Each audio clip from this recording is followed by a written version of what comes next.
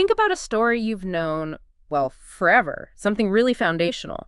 Now imagine, like, a lost document just appears, and it completely flips one of the main characters on their head. Yeah. Turning everything you thought you knew just upside down. That's exactly the kind of jolt the Gospel of Judas gives you. Right. And if you're into those moments where history kind of surprises you, where old stories suddenly get these new, really complex layers, well, you're definitely in the right place. We're about to do a deep dive. Exactly. We're digging into Bart Ehrman's work today, specifically his book, The Lost Gospel of Judas Iscariot, a new look at betrayer and betrayed. Think of this as your fast track to getting what this ancient text is all about. And, it's pretty radical implications. What makes Ehrman's take so valuable, I think, is his background. He's a serious scholar of early Christianity. Oh, absolutely. Deep knowledge. And he wasn't just, studying it from afar. He was actually involved in checking if the codex itself was legit. That's a crucial point. That kind of firsthand experience. Yeah. It really matters. He wasn't just theorizing in an ivory tower. No, he was hands-on with these fragile pieces of history. Trying to piece together its actual story. And the story of how this manuscript even came to light. It's wild. Ehrman talks about his first time seeing it, this incredibly delicate document. Yeah. Where was it? Get this. In a little room above a pizza parlor in Switzerland, near Lake Geneva. No way. Above a pizza place. That's almost too good to be true. It adds such a human, almost accidental element to this ancient text's journey, doesn't it? It really does. It's a great reminder that these crucial artifacts, they often have these really weird, sometimes dangerous lives outside of museums and universities. So here's our mission for this deep dive. We want to unpack Ehrman's view on the Gospel of Judas. Right. Look at how it totally reimagines Judas, explore the whole Gnostic context, which is apparently key to understanding it. Absolutely essential. And see what this lost gospel tells us about how incredibly diverse early Christianity actually was. Sounds good. Okay, so how did this thing even survive? The saga of the Codex Chacos, as Ehrman lays it out, is quite something. It really is. And it wasn't, some planned dig by archaeologists. Ehrman explains that around 1978, somewhere near Magaga in Middle Egypt, sometimes called Beni Mazar, some local folks were just exploring old burial caves. Just exploring. Wow. Yeah, in the Jebel Karar cliffs. And they stumbled upon something amazing. Inside these caves, preserved by that super dry Egyptian air, right? Exactly. They found these limestone boxes. Yeah. And inside, multiple papyrus codices, basically ancient books. And the Gospel of Judas wasn't alone in there. That seems important. Very important context, yeah. Alongside it were Coptic versions of other texts we actually know from the Nag Hammadi library. Like what? Things like the letter of Peter to Philip, the first apocalypse of James, and another text linked to Allogenes. Finding them together is a big clue. These are all non-canonical texts, and they lean heavily towards Gnosticism. It tells you something about the intellectual world this Gospel of Judas belonged to. Yeah. Like finding a whole shelf of sci-fi novels together. Gotcha. So these texts go from being hidden for, centuries? Millennia? Over 16 centuries, yeah. To suddenly being thrown into the, let's say, the very chaotic world of the antiquities market. Ehrman describes a pretty dramatic chain of events. He does. The people who found it, they probably had no idea what they had, historically speaking. Right. Sold it for not very much. Pocket change, probably? Probably. From there, it went to a local dealer, Am Samaya, then to a Cairo dealer, Hannah Azabil, and that's when the price tag exploded. Hannah supposedly wanted something like $3 million for them. $3 million. Okay, suddenly these old papyrus scraps are a major commodity. Absolutely. And the story gets even shadier, doesn't it? Ehrman mentions international dealers, a reported theft. Then it just reappears mysteriously in a Swiss bank vault. Yeah, in Geneva. It reads like a thriller novel. Totally. And this whole period, Ehrman stresses, was really, really bad for the Codex itself. Physically. How so? Well, think about it. It's spent over 1,600 years in a stable, dry cave. Then suddenly it's out, being handled, moved between Egypt, the U.S. Apparently it sat in a Long Island bank vault for 16 years. 16 years in a bank vault. Yeah.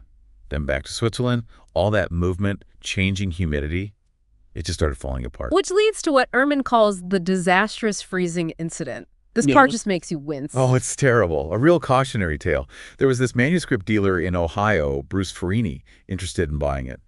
And based on some incredibly bad advice, he put it in a freezer. He froze ancient papyrus. Why? Apparently, He thought it would help preserve it. Terrible idea. Ehrman explains the moisture in the papyrus migrated. It smeared the ink, darkened the pigments. Oh, no. And worse, it made the papyrus unbelievably brittle, like ancient potato chips, Ehrman says. Wow, just destroyed it. Almost.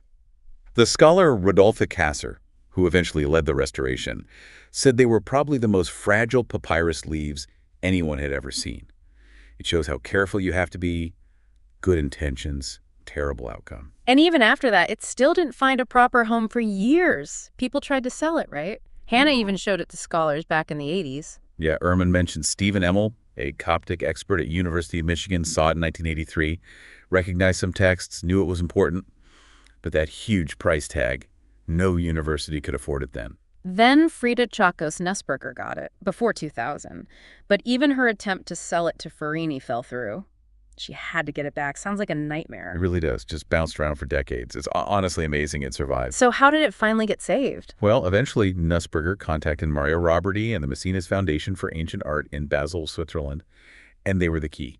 What did they do? Their whole mission is preserving ancient art ethically. They acquired it, and then, working often with the National Geographic Society, they've funded the whole massive project. The restoration. Everything. Conservation, the painstaking restoration led by Kasser, transcription, translation. The works. And the science bit, confirming it was real. Absolutely crucial. Carbon-14 dating, ink analysis. That's how they confirm the age. The physical manuscript dates to the late 3rd or early 4th century AD, somewhere between 220 and 340. So after all that drama, the Gospel of Judas finally landed somewhere safe where people could actually study it. Exactly. A really fortunate ending after a very perilous journey. Okay, so we know how we got it. Now, what does it actually say? Ehrman makes it clear this isn't like the Gospels we know from the New Testament, right? It's not a biography. Not at all. Ehrman emphasizes it's mostly a record of secret talks between Jesus and Judas Iscariot. Secret talks. Yeah, supposedly happening over 8 days right before Passover. The opening line even says something like, the secret discourse of revelation that Jesus spoke with Judas Iscariot. So the focus isn't really on Jesus' life story, but more on what he tells Judas. Precisely. It's about the special knowledge, the gnosis, that Jesus shares with Judas. And the very first scene Ehrman describes, it's pretty startling. Jesus is laughing at his own disciples. Yeah, it's quite an opening. He sees the 12 disciples giving thanks over the bread, probably, some kind of early Eucharistic meal, and he laughs. Why? That seems harsh. Well, when they ask him why, Jesus explained he's not laughing at them exactly, but because they're praying to your God. Your God, meaning? Meaning the lesser creator God of the material world from the Gnostic point of view, not the true ultimate God. So right away, boom, you're dropped into this Gnostic framework. The whole story starts with a fight about who God even is. Wow, okay, so a totally different view of divinity right from page 1. Yeah. And the disciples, they don't take this well. Not at all. Ehrman says they get irritated, angry, even think bad thoughts about Jesus. He tells them flat out, no generation of the people among you will know me. They're stuck worshiping this lower God. But then Ehrman says Judas has this unique insight. Yes. Jesus asks them, basically, who really knows me? And only Judas steps up. And what does Judas say? This is absolutely key. Judas says, I know who you are and where you've come from. You've come from the immortal eon of Barbelo. Barbelo, what's that? Barbelo is a major figure in some Gnostic systems, a high divine emanation from the true God. By saying this, Judas shows he has the correct Gnostic understanding of Jesus' origins. It's exactly what Jesus was looking for, according to Ehrman's reading. This is Judas's big moment. So because Judas gets it, Jesus tells him the secret stuff, the mysteries of the kingdom. That's the idea. Ehrman lays out these core Gnostic teachings Jesus shares, and yeah, it's a very different theological world. Like what? Break it down for us. Okay, so first there's the true God, ultimate, totally transcendent, invisible spirit, completely separate from the God who made the material world. Okay. Then you have the eons and the pleroma. Think of them as divine emanations, aspects of the true God. Barbelo is one of these super important, the source Jesus came from in this gospel. And the creator God, the one the disciples worship. That's the demiurge. A lower creator, ignorant, maybe even arrogant, often called Yaldabaoth or sackless. He made the flawed material world, and according to this text, the other disciples are mistakenly worshiping him. So it's like a cosmic hierarchy, and the material world is kind of low rent, created by a lesser being. And humanity fits into this how? Are we all the same in this view? No, definitely not. Ehrman explains the Gnostic idea of a dual nature of humanity. Most people just have a temporary spirit tied to this flawed world and they'll just fade away. Right. But there are a few of the Gnostics, sometimes called the generation of Seth, who have a divine spark inside them, a little piece of the true spiritual world. And their goal is? To wake up that spark through gnosis, secret knowledge, and escape the prison of the material world. It's like some people have a hidden escape hatch others don't even know exists. Ehrman also talks about these weird visions the disciples have. Yeah, pretty disturbing ones. They see temple priests doing things Jesus interprets as basically worshiping the wrong, malevolent god, the demiurge. It shows how misguided their path is. But Judas has a different vision. Right. Judas sees suffering, persecution, but also this luminous house. Jesus tells him that's his destiny, his spiritual home. Then Jesus calls Judas the 13th, sets him apart. He predicts others will curse Judas, but he'll eventually rule and ascend to the holy generation. His star will lead the way. It really hammers home Judas's special elevated status here. And that leads us to maybe the most famous line from this gospel. The instruction Jesus gives Judas. But you will exceed all of them, for you will sacrifice the man that clothes me. Wow, sacrifice the man that clothes me. What does Ehrman make of that? Within the Gnostic framework, Ehrman interprets this as Jesus telling Judas to perform the act that will free his spirit from his physical body. So the betrayal is actually helping Jesus. That's the Gnostic reading presented here.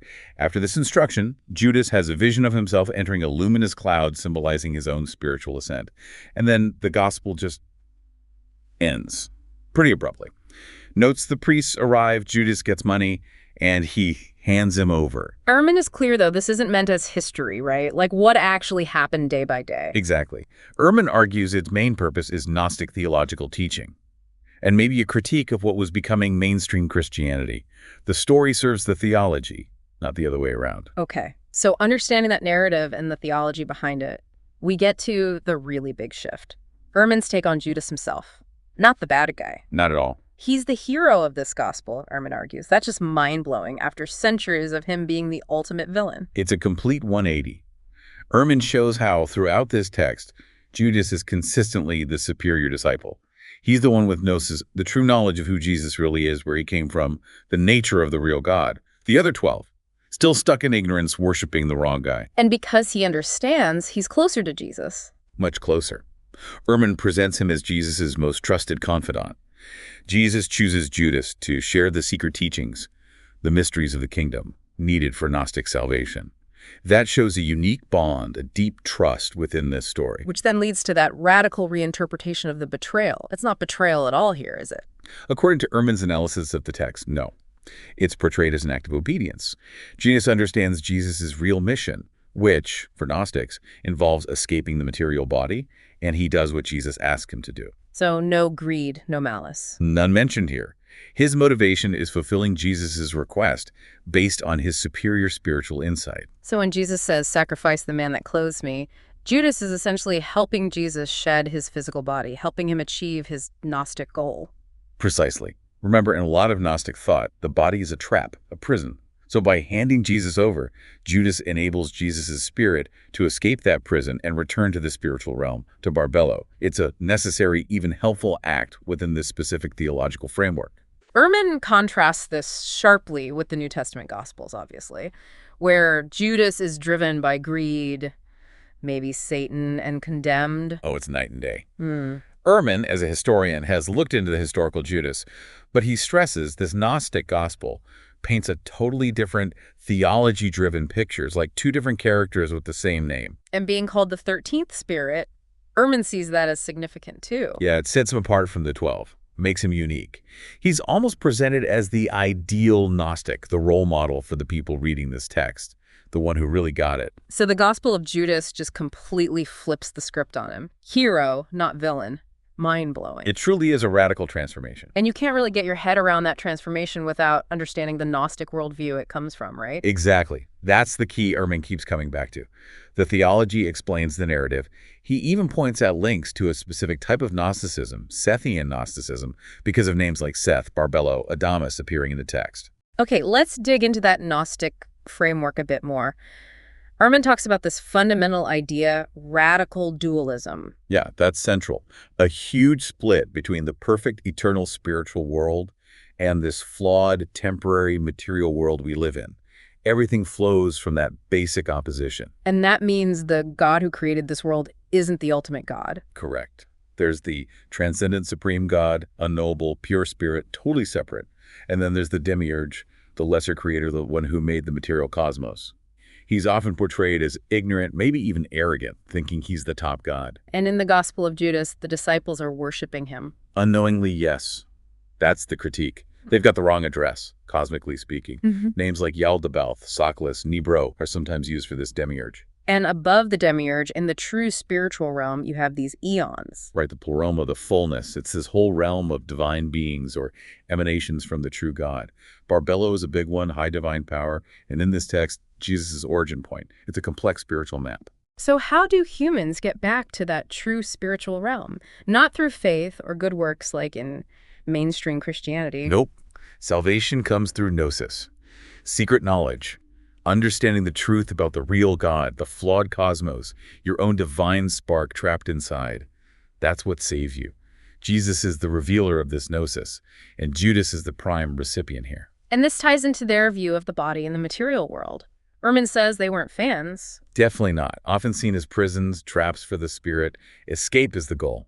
Which makes sense then why sacrificing the physical body of Jesus isn't seen as a bad thing, but a necessary liberation. Ehrman also mentioned something called docetism. Yeah, implied docetism. The idea that Christ only seemed or appeared to be human, that phrase, sacrifice the man that clothes me, really points to that the body is just clothing, not his real self. That's a common Gnostic-ish idea. And the whole gospel, Ehrman argues, is kind of a shot across the bow at emerging Orthodox Christianity. You can definitely read it that way.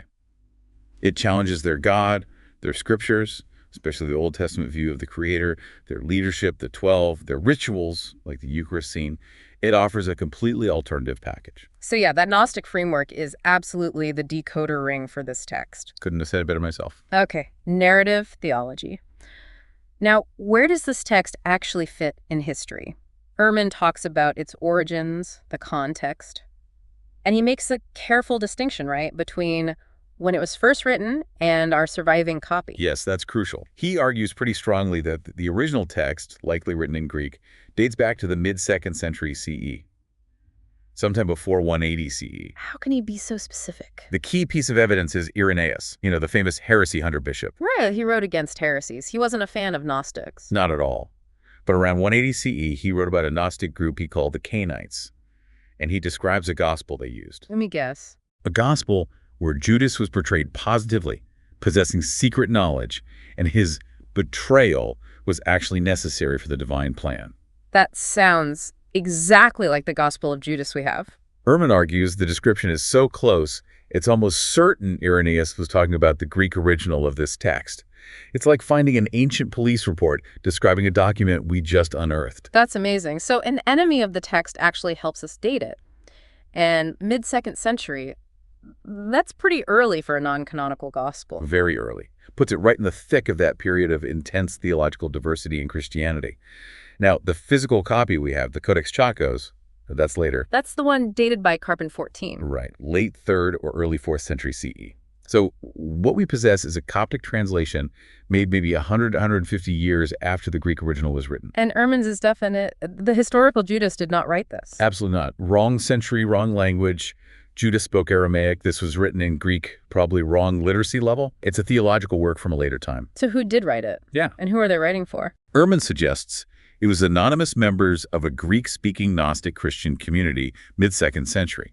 Probably, given the themes, related to Sethian Gnosticism, though they don't name themselves. And the audience. Likely other Gnostics in their community. The gospel would, reinforce their beliefs, confirm they had the real secret knowledge, give them the kind of scripture to point to, maybe bolster their arguments against the proto-Orthodox groups. So historically valuable, but not for learning about the actual first century Judas. Pretty much. Ehrman says it tells us almost nothing reliable about the historical Judas or Jesus. Its immense value is as a window into the incredible variety of Christian beliefs in the 2nd century. It shows it wasn't just one straight line from Jesus to modern Christianity. Not at all. Much messier, much more diverse. Okay, let's zoom back in on that Jesus-Judas relationship in this specific gospel. Ehrman highlights how uniquely close they are portrayed. Judas is the chosen one for the secrets. Yeah, that intimacy is key. It sets up the reinterpretation of the betrayal. Because in this context, as Ehrman reads it, it's fundamentally reframed. Not betrayal, but Obedience. Judas is doing what Jesus explicitly told him to do. Sacrifice the man that clothes me. It's performed at Jesus' request as a way to liberate Jesus' spirit. So Judas isn't the villain working against Jesus. He's the necessary helper, fulfilling Jesus' true Gnostic mission. Exactly. He's the indispensable facilitator. He has the gnosis, the understanding that the others lack, so he gets why this seemingly terrible act is actually cosmically necessary for Jesus' transcendence. And this connects back directly to that Gnostic dislike of the physical body. Absolutely. If the body is a prison, then helping someone escape it isn't betrayal, it's the ultimate act of service and understanding. What looks like the worst sin from an Orthodox perspective becomes the highest virtue in this Gnostic context, an act of devotion proving superior knowledge. It just turns everything inside out. Makes you really think about how perspective shapes our understanding of heroes and villains.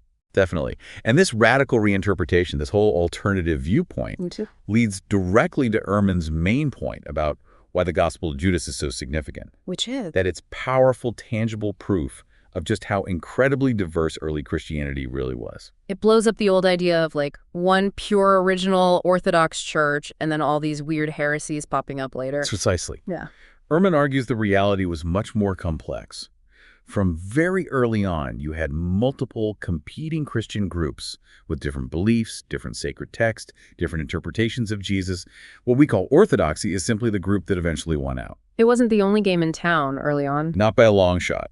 The Gospel of Judas shows that Gnostic Christianity wasn't just some fringe weirdness. It was a vital, intellectually sophisticated movement in the 2nd century, producing its own scriptures. And it reveals how creative early Christians were, even in dealing with difficult figures like Judas. Yeah, remarkable theological creativity and freedom to reinterpret. They weren't afraid to tackle problematic parts of the story and reshape them to fit their worldview. So finding the Gospel of Judas, it's like finding a missing piece of history from one of the losing sides. Exactly. It gives us a voice that was effectively silenced for centuries. Yeah. And hearing that voice gives us a much richer, more complicated, and frankly, more accurate understanding of Christian origins. Wow. Okay, so wrapping up our deep dive into Ehrman's analysis, we've traced the absolutely insane journey of the Codex Chacos. Quite the survival story. We've explored the unique story and the crucial Gnostic theology inside the Gospel of Judas. Which totally reframes everything. Leading to that radical reimagining of Judas, not the villain, but the obedient hero. The ultimate insider. And finally, how this whole text powerfully shows the sheer diversity of early Christian thought, challenging simpler narratives. It really forces you to see a familiar story through completely different eyes. It really does. And maybe it leaves us with a final thought, something for our listeners to chew on. Yeah. Just, how are the histories we inherit usually shaped? Often by the winners, right? Mm-hmm. So what happens to our understanding when we deliberately seek out those voices, those stories that got lost or pushed aside? That's a great question. Like maybe exploring other non-canonical texts or the history of those early Christian fights. What else might we find? Who knows? It might reveal even more surprising layers to the past we thought we knew. A powerful thought indeed. Well, this deep dive has definitely given us a richer, far more complex view of this ancient gospel and its world. Until our next exploration, keep digging deeper.